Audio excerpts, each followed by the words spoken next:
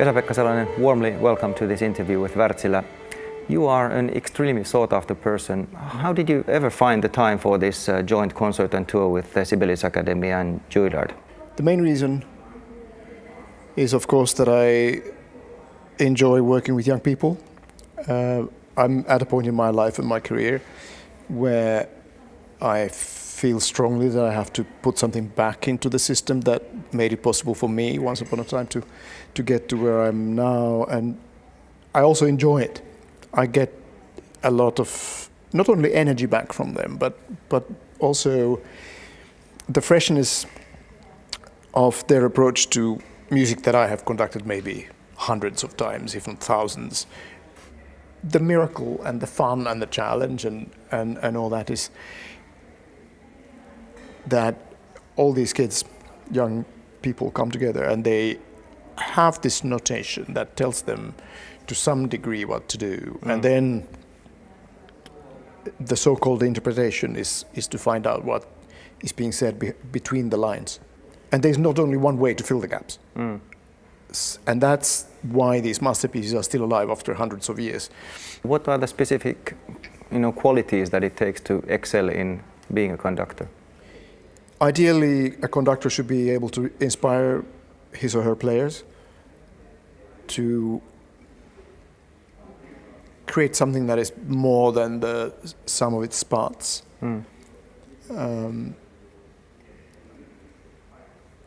Also, a conductor needs to be able to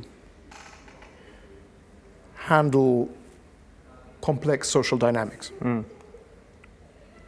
which is a bit like being a CEO or a military leader or something. So you need like general leadership qualities. When you look at the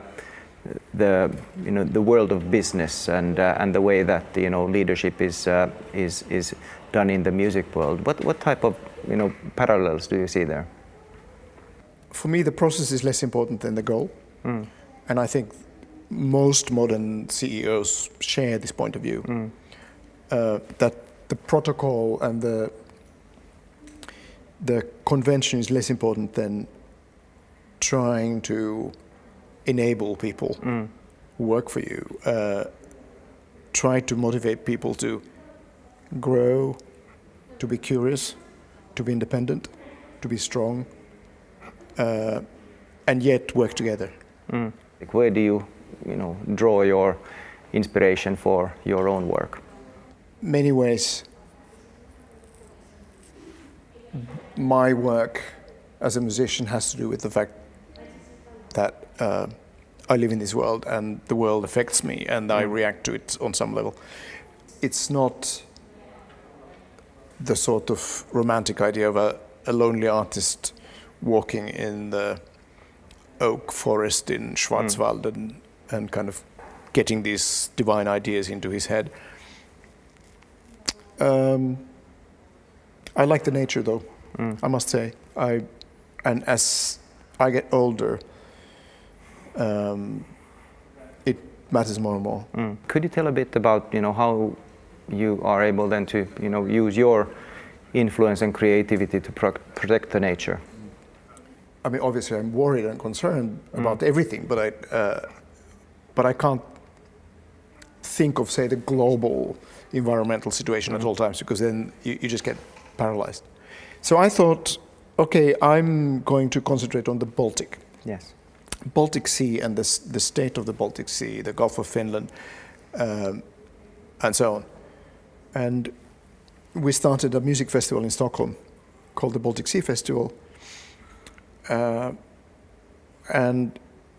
it's a special music festival in the sense that one of the themes is environment, actually the second most important theme.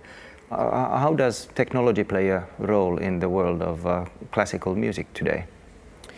Digital technology can be very, very helpful in spreading the word about this particular art form, because sadly the arts programs in schools around the world have been suffering. There's not enough funding and they don't seem to be prioritized enough, and most politicians are making this very artificial and very short-sighted